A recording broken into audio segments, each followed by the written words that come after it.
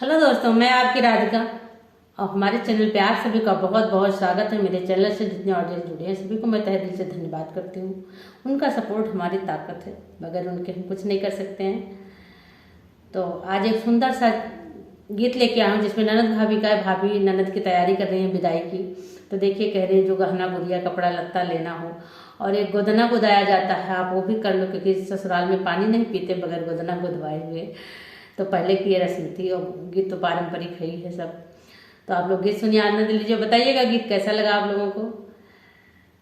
अच्छा लगेगा तब भी बताइएगा और नहीं अच्छा लगेगा तब भी बताइएगा, क्योंकि आपकी एक लाइक एक कमेंट हमारे लिए बहुत बड़ी ताकत बनता है। तो आप लोग गीत सुनिए, आनंद लीजिए।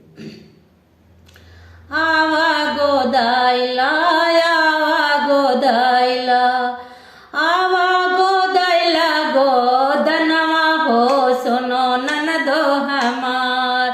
आवा गोदाइला गोदनवा हो सुनो ननदो हमार। पाना मुरैला तू आई के गोदाइला, पाना मुरैला तू आई के गोदाइला। पिया जी कई नमवा तू दिलवा लिखाइला, पिया जी के नमवा तू दिलवा लिखाइला। पर साल जैबू गावनवा हो सुनो ननदो हमार। पर साल जैबू गावनवा हो सुनो ननदो हमार। ननदो हमार सुनो ननदो हमार।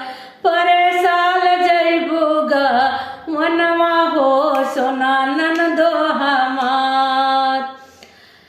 तोहरे पिया जी की आइल बापाती, तोहरे पिया जी की आइल बा चिठिया।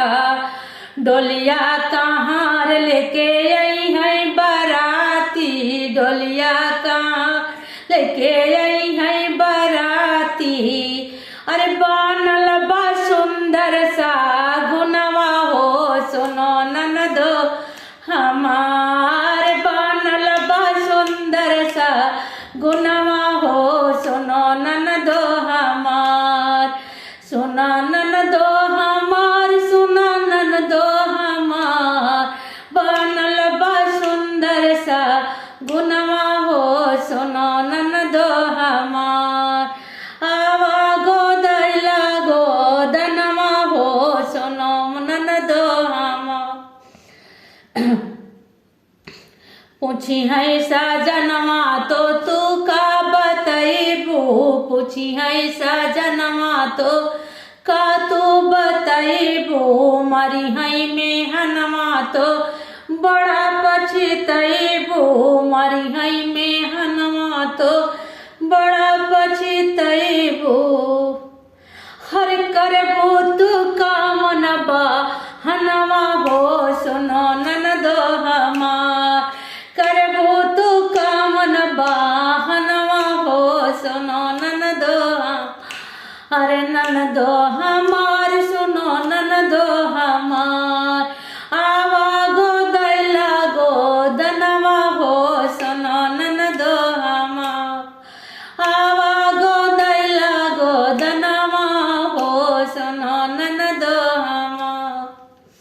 तो गीत आप लोगों को कैसा लगा जरूर बताइएगा। ननद भाभी का प्यार था।